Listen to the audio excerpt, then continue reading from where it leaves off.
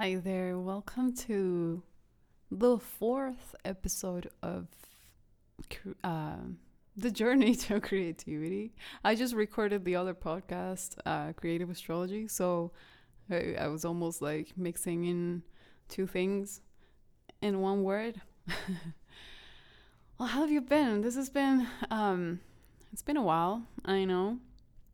Honestly, I'm almost at the very end of the book, but I started to experience all sorts of U-turns.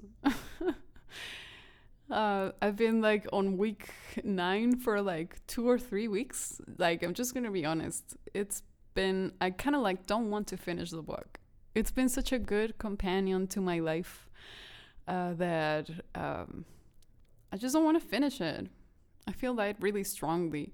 And I'm in the part where I'm supposed to read my morning pages that at the beginning, and I was so insistent on it because Julia Cameron is very insistent on it that you're not supposed to read your morning pages, and now I'm supposed to read them and I haven't. And I don't know, I'm like, I feel like I don't want to finish this process. I don't want to let go of her hand, and I feel like that's probably very common. I have a feeling that's it's almost like when you're finishing a psychotherapy, you know? If you have ever gone to psychotherapy, you kind of like develop this dependency on, you develop a strong dependency on your psychologist or your therapist, right? Because it's helping you, it's aiding you, it's like guiding you and stuff. And then suddenly you're supposed to face the world alone. And I'm really feeling that. And the other thing is, well, to be honest, like the process has been so clarifying for my life. I'm kind of like really improvising this episode because since I haven't been very connected to it, and I'm like, I don't want to finish the book. I haven't really even finished the things that I'm supposed to do with it. And yeah, but you know what? Something very interesting has happened. Okay, and now that I'm almost at the end of the journey, I'm kind of like seeing how this all happened. You know, a lot has happened in my life in this year, like between January and now. A lot has changed. For those who know me and know what I am going through, it's nothing bad. It's just it's actually a lot of good things. I started the book, I think, in it was in January. I started the book in January, and somehow I started it with the idea that I wanted to let my inner artist free. I wanted to allow myself to create. And creating to me was painting. I didn't see myself creating anything else for some reason. So this is where what Julia says at the beginning of the book, she's like, this is a journey that'll take you up and down. It's almost like a roller coaster. You feel great at times and you'll feel like shit at times, like real garbage, because that's how it is. And the results are completely unexpected. That's what she says at the beginning of the book. So I try to keep like a very open mind during this process, but at the same time, sometimes it's hard to assume or to accept or to like once you're starting to heal and once you're starting to really allow yourself, your inner child, to talk and to say what she wants and express what's fun for her, what is actually fun for her, and not what you think is supposed to be fun. So interestingly enough, what has happened is that I don't feel so connected to painting anymore. I actually don't, which is like a very surprise. very surprising to me. Very, very, very surprising. Yeah, I was not expecting that at all. Now it's not like I'm super far from myself. I'm just closer to myself. So what happens with this book is that you are taken into your earliest, more treasured memories in a way. You know, it forces you to connect to your child, and in order to connect to your child, many times it's good to go back into memories of childhood. What was fun? What was actually your very first passions, or what moved you? What fascinated you? What made you literally be at awe about something? And now that I can say this more openly. I was hoping to share more through the process, but the thing is, it's actually not so easy because you're going through so much stuff. Like, you're going through a lot of changes. You're like feeling great about yourself and feeling really bad about yourself at the same time. And because reconciling and finding again what you actually wanted from life, what actually made you smile like nothing else, what was super fun to do and super fascinating to do, and you might not even know what that is just yet, but at least you can get like a few more hints. And to be honest, I was never naturally drawn to painting. This is super funny, but I just realized because of the timings of things. So when I started, whenever I would do these like exercises that Julia has in her book, right, about like, for example, remembering how your bedroom used to be when you were young, and that's sort of like, even if it's just describing your bedroom, somehow you start remembering, you put yourself in the place, right? You go back to that moment and memories come back to you. So what I realized is that, sure, I started painting, but when I was a bit older, I'm saying like 13 years old, kind of. But before that, all I wanted was to sing. I admired so much singers. I remember this music of the 80s, for like aerobics. I'm a 32-year-old person. I grew up in the late 80s, early 90s. Okay, so I remember my older sisters with like these aerobics suits. Like, I don't know how they're called. I don't know the names in English, but those things that you put on your ankles and with the gym shoes and the lycra, I don't know, and the things on their foreheads.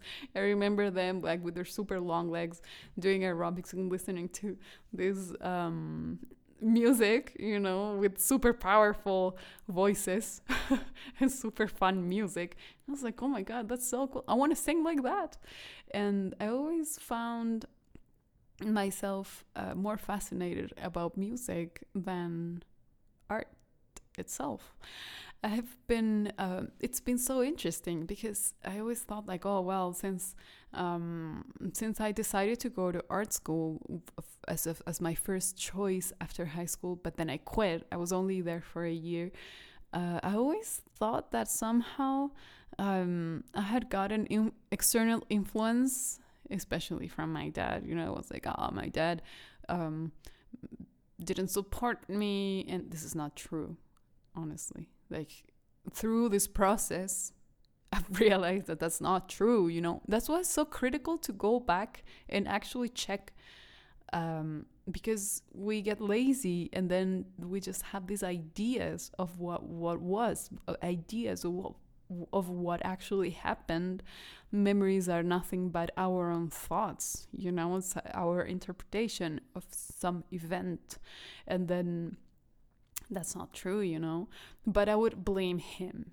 and say like, oh, because he told me that it was not going to be a profitable career, then I decided to quit. But that's not true. But that's what I told myself, you know? So I thought that I had been on this frustrated visual artist all these years.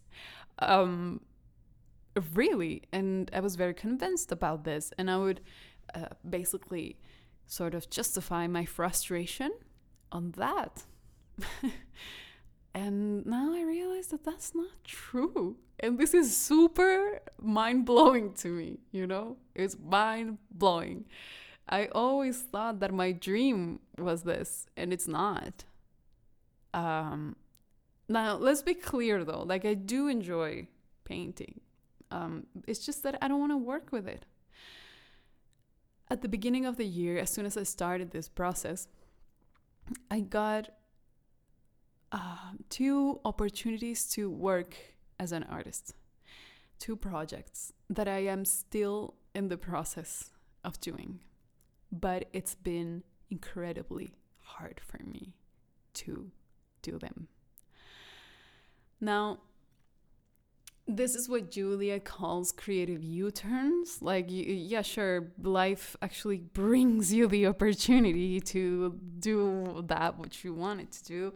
And then when things come, you're so afraid because you've always been afraid, right? Is if you are a creatively blocked person, then of course there's fear in between. So you're like, okay, yes, I'll take this opportunity. That's what I. And then now I'm so scared of even starting the project. I feel this super huge pressure of it having to be almost like perfect, and like I am, because of this. Well, I'm gonna do it anyway. Like I'm recording it here now. I'm doing it. I'm gonna do it. I'll be brave and I'll do it. But what this showed me is that I actually don't want to be doing art commissions, you know? I don't want to work as an artist. I want to paint if I want to. I want to paint because it's fun to go to my friend's studio on Tuesdays, and I love just doing sketching and painting live models, you know, weekly. I really enjoy that, but I feel like that's more than enough for me. And this has been a huge realization. The other mini adventure that I did was that I met this dancing teacher, a professional dancer, and she invited me to her lessons, belly dance and other Japanese fusion dances, and I went there for like 3 weeks, and I thought like, oh, this is fun. I'm gonna open myself to this and see what happens. And I remember that back in the day when I was like, I don't know, I think I was 13, also around that time, I was part of a jazz dance group at the school, and it was a lot of fun, but I felt so clumsy because my legs are kind of like long, not only just long, but kind of, I don't know, for some reason I feel like I can't keep my balance very, very easily. So that's what kind of turned me off about dancing.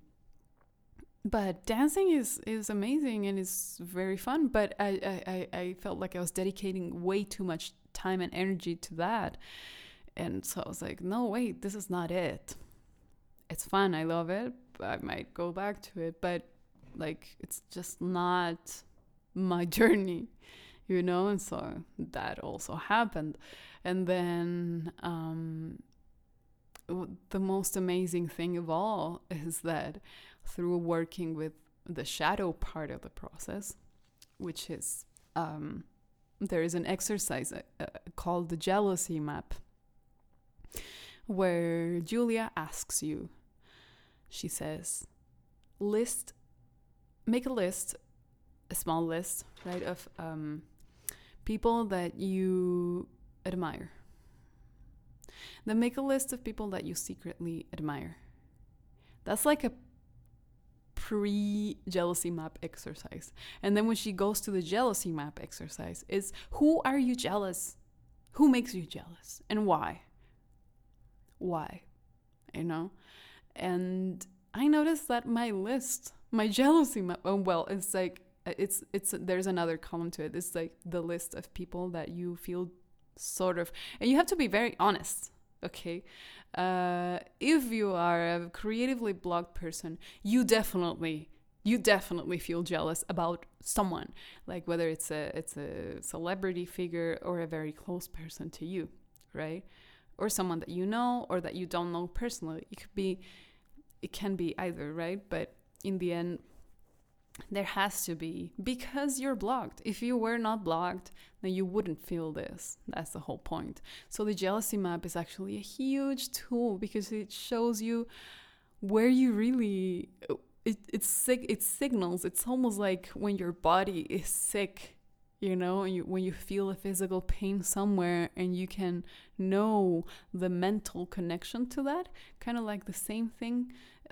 It's a hint. The jealousy map, it's a hint to where your inner child really wants to go. So this was so eye-opening to me because I've never been jealous of artists, like visual artists. I mean, like I admire their work and all, but I'm like, oh yeah, it doesn't move me in such a passionate level as musicians. And yeah, I mean, it's there, it's really close to me, and honestly, it's the first thing I was called to, and it's what I really wanted. I remembered, I don't know if I talked about this in the last episode, but I remembered during this process as well, I remembered the time when I saw this broken guitar in my home and my dad fixed it because I wanted it.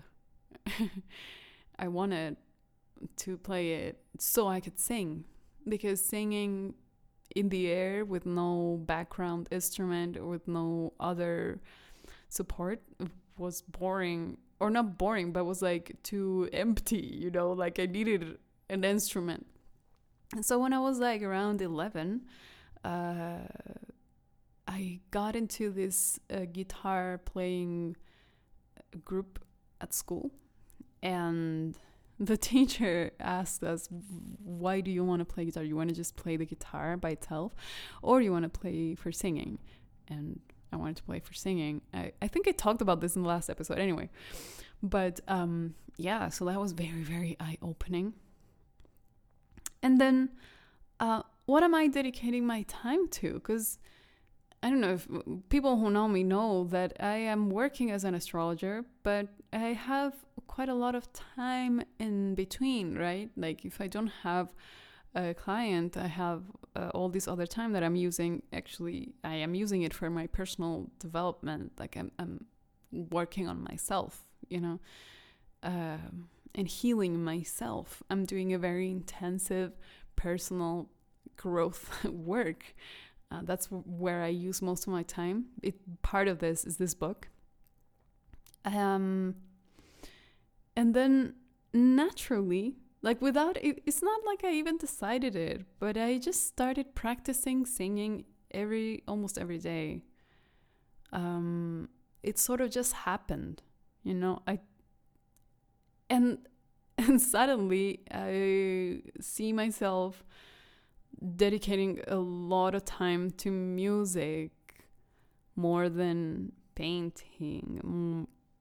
And I never imagined this would happen. And it feels great. You know what? It feels great. It feels liberating. I don't know. The more I think about it, I try to find the answers to this, you know? My mom used to paint.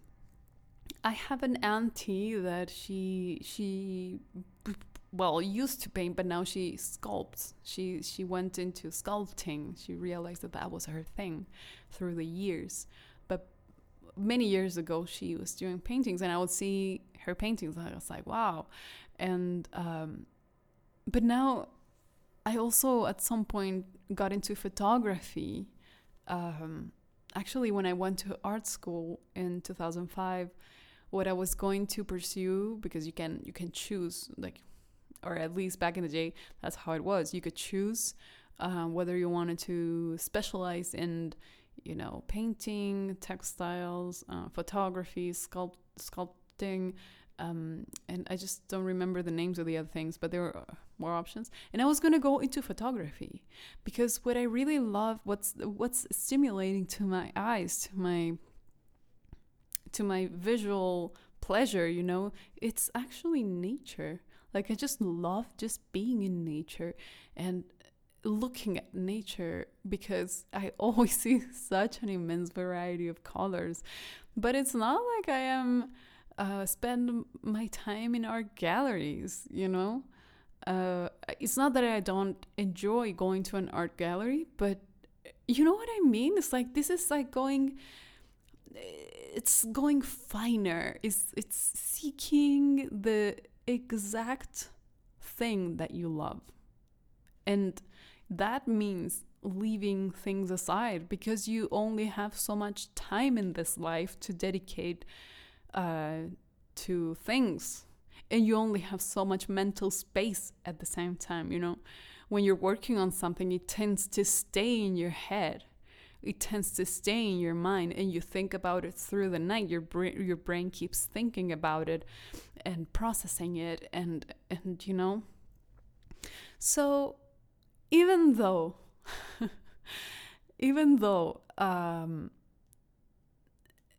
I do like painting, I must confess that it is not my main pursuit. This is a critical light for me in my journey. And I must say that I must have pursued it because a lot of people praised my work. I had a lot of praise in relation to how I could draw, how I painted, and for a long time, I wanted to.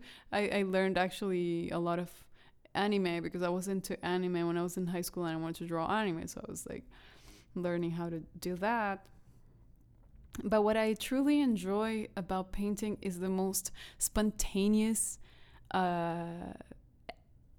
act. While I am sort of dancing, singing, and with music, and I'm throwing colors sort of freely.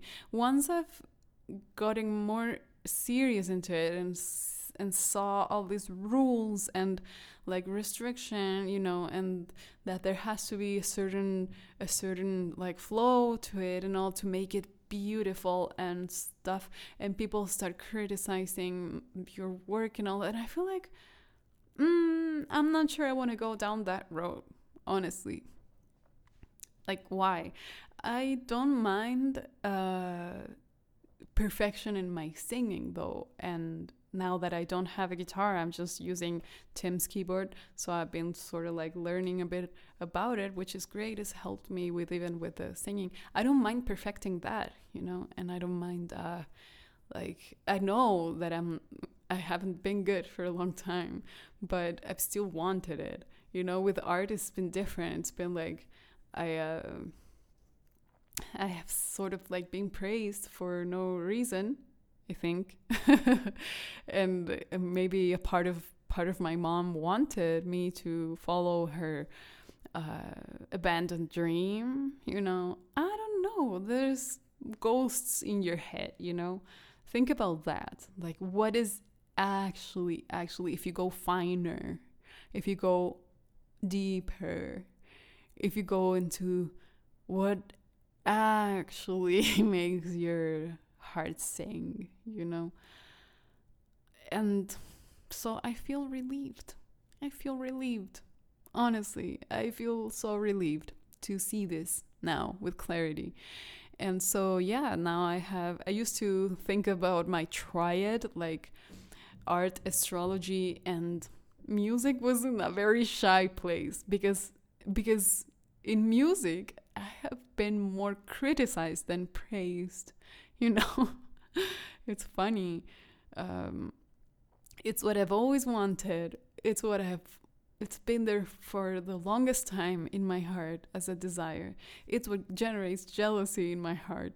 It's what I imagine. Like, I am with a man who is a musician. That's also another signal that that's where you want to get closer to, but you're just scared of taking the leap. And then the other signal that I have been dedicating so much time to it, and I don't mind. It's like, now I'm like, oh, I have to do my daily practice. I haven't done it. I'm thinking in those terms, and well, astrology is like, it's so deeply with me that's, I don't question it. I don't even question it. But art had questions, and music had questions that came from fear.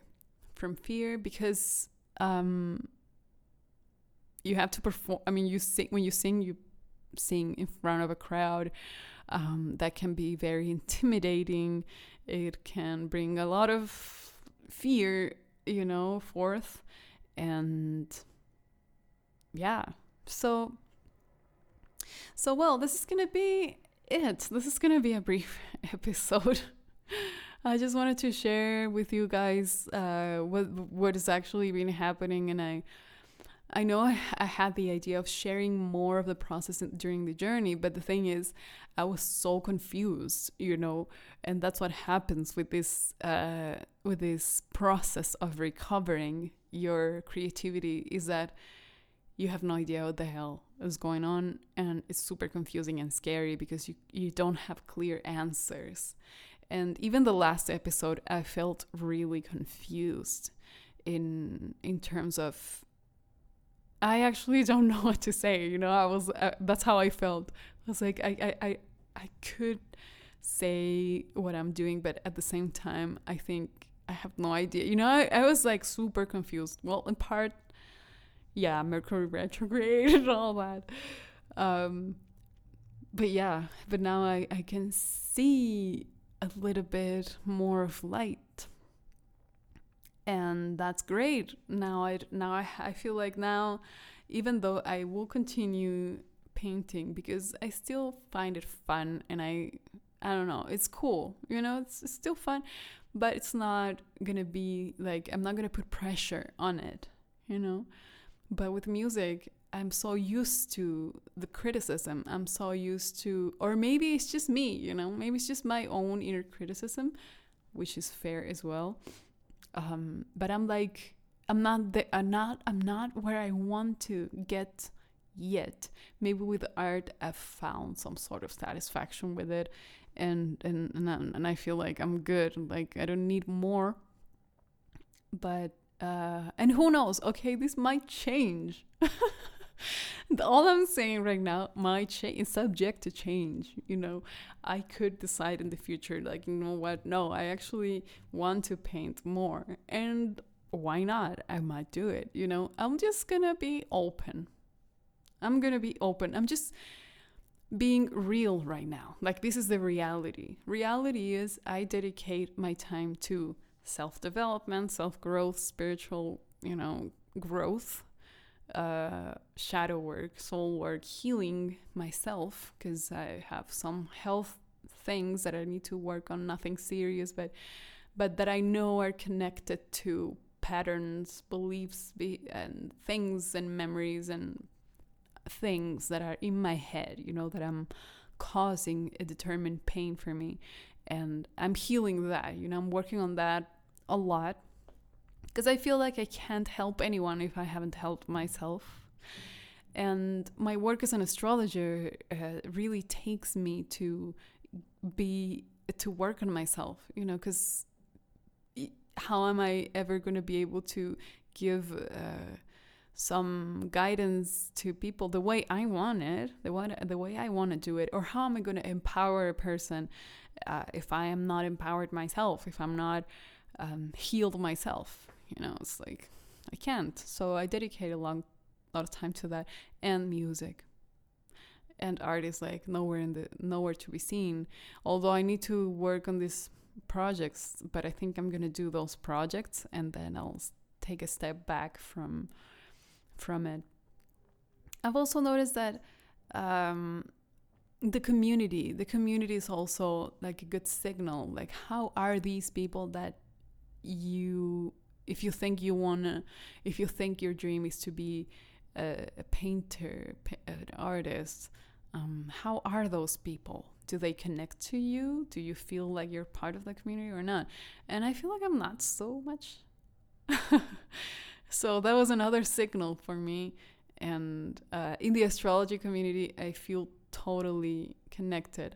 And the music community, I would say, I don't know, maybe yeah, maybe not. I don't know. It's also not something I'm trying to pursue professionally, you know, as it is astrology. Astrology is like, of course, I am so 100% an astrologer, you know, but yeah. Maybe I leave you with this thought that we talk about with Tim many times as well, is that when you start doing something for, like, as a work, like for me, what it's been, this art commissions, everything changes in relation to your artistic craft. So when money is involved in between, or when it's a responsibility, or, you know, it's different. It's just different.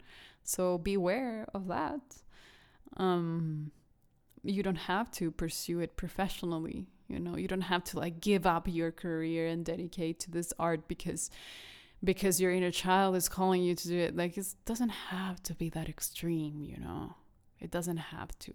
Not because you decide to go to a few dancing lessons, you're gonna like completely change your life and everything's gonna like do a 180 turn or 360, you know, and you're gonna have to, because sometimes that's what we think, that, oh, I want to do this, but so much would have to change in my life. And no, that's not true. You can just give it a try, like I did with dancing for 3 weeks, and then you can just take a step back and say like, well, it's not for me, or whatever, you know. It's not so much so big of a deal. And yeah, I really have to stop recording right now. I have to give the room.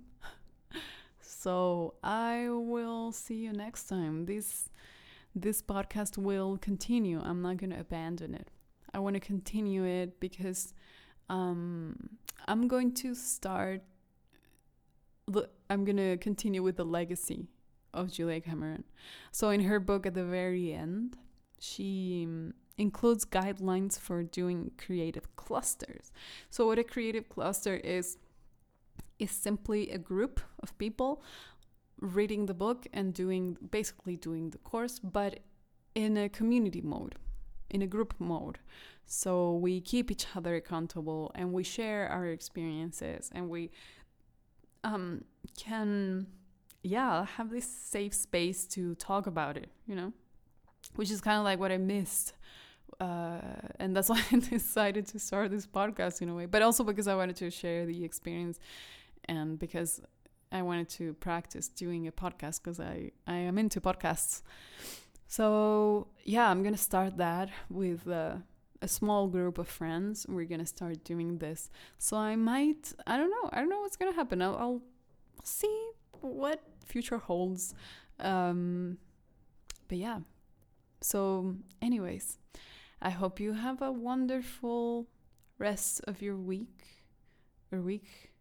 I am recording this on April 11th. I hope to upload it pretty soon, because there's not much editing to do to this.